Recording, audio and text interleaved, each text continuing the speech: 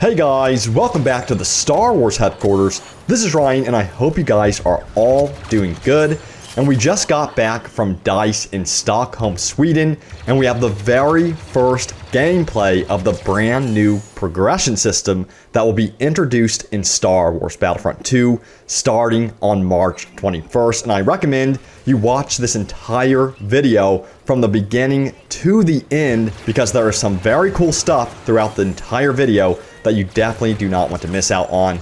And we will not only be showing off the overhauled progression system, but also showing off the return of Bespin as well. This is the Administrator's Palace, of course, which is coming to Blast and Heroes vs. Villains game modes on March 21st as well. And once again, I definitely have to give a big thanks to EA for flying us out to Sweden so that we could record this gameplay and get it for you guys and show you how the new progression system works in the game. So let's dive into it and check it out. So if you haven't heard, you should know that this new progression system will completely replace the old way of doing things in Star Wars Battlefront 2. So previously you ranked up your class, hero, or reinforcement by collecting star cards, but you could only collect these cards randomly through crates or by using crafting parts, but there was really no sense of true progression per class or heroes or starfighters for that matter. However,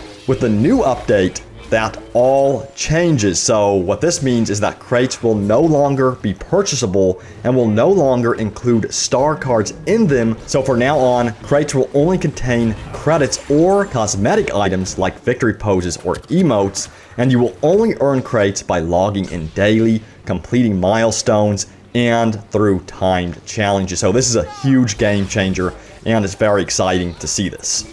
So moving forward, this all means the way you rank up your class, reinforcement, or hero is now done strictly through gameplay. So for instance, if you enjoy playing with the Assault class like I do, you will earn some experience points for the Assault class after every match of playing with the Assault class.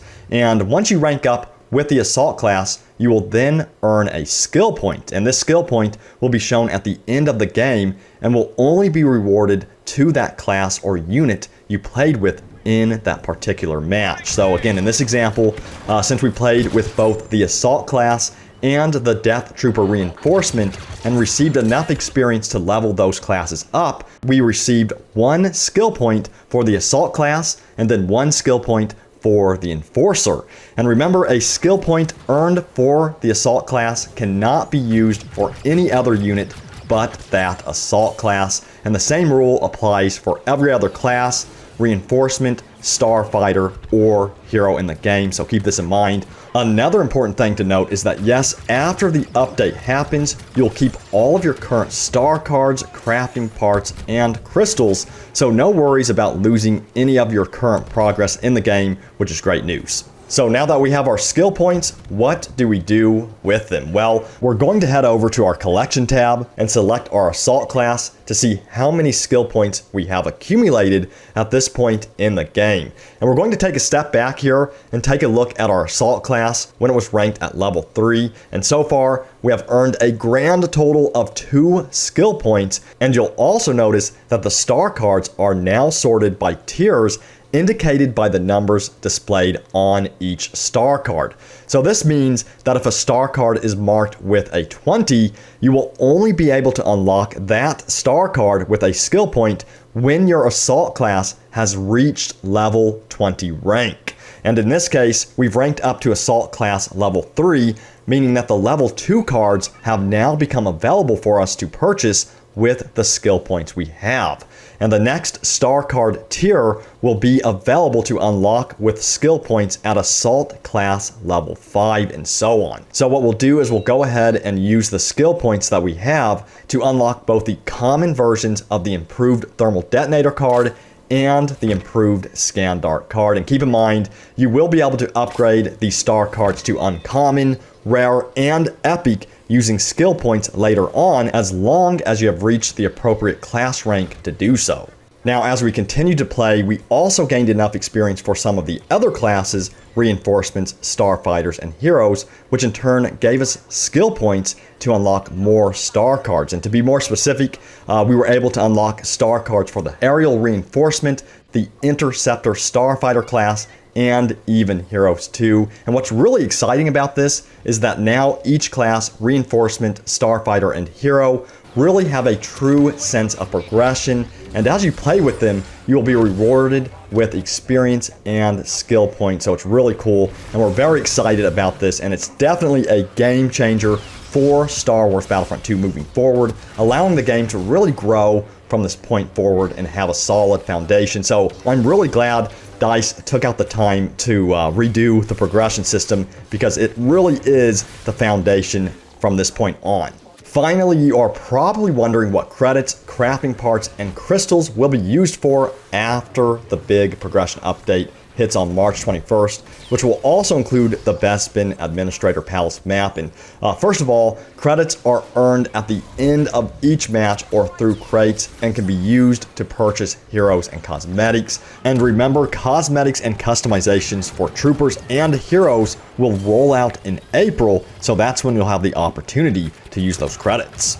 Then crafting parts will no longer be given out or usable, but you will still keep your current crafting part balance. And then when the new progression update rolls out on March 21st, you will then be able to convert your parts into skill points at 40 parts per skill point. So if you have tons of crafting parts, that's pretty good news. You'll be able to convert those to some pretty significant skill points. Also, starting in April, crystals will be available to purchase in-game and through first-party stores, and these crystals can be used to buy customization and appearance items for your troopers and heroes. And remember, you will no longer be able to purchase loot crates, since they are now only rewarded through daily logins, milestones, and timed challenges, and these crates only include cosmetic items and credits, which is great news.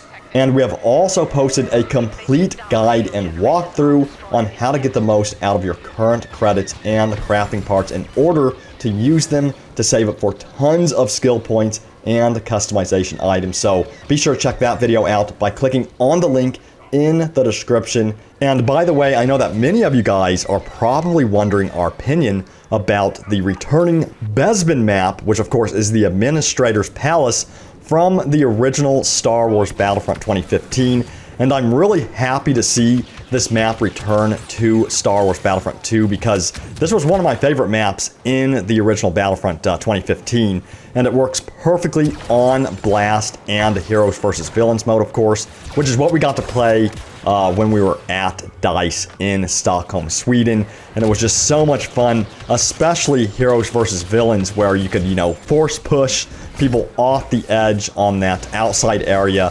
The inside areas made for some interesting close quarters situations. And also, I did want to mention that even in Blast mode, playing with the Death Trooper was just an awesome experience. The map truly did feel really different inside of Star Wars Battlefront 2. So you'll have to give me your opinion on what you think of the Bespin map returning. And do you want to see any other Battlefront 2015 maps return to Star Wars Battlefront 2? Of course, we are all still waiting on Season 2 DLC news. So the moment we hear about that, we will let you know right here at the Star Wars headquarters. But we will be posting full gameplay footage of the Bespin map on our channel, including MVP gameplay on Blast, which was just awesome, and some amazing Darth Vader gameplay in Heroes versus Villains mode. So check out our channel for that gameplay, guys. And I'm going to wrap up this video to remind you that there's an entire FAQ, or frequently asked questions, that DICE has posted over on the official Battlefront 2 website. I'll post a link, or leave a link in the description for you guys so you can check that out. It answers questions like, how is my starting unit level calculated? What happens with my star card level number after the progression update? Can I still craft star card using parts? Which the answer to that is no. So there's all kinds of questions on there, including details on the level caps, to the trooper classes, heroes, starfighters, and so much more. So I'm sure you guys have questions on this. We also crafted some videos about this stuff for you guys. I'll leave the link in the description to those videos as well that pretty much answer all those questions as well. So check it out in the description, guys, for those important links which will answer all of your questions. And guys, thanks for watching. Be sure to like this video if you enjoyed it, as it helps get the word out about our video. And I'll see you guys next time, and may the Force be with you always.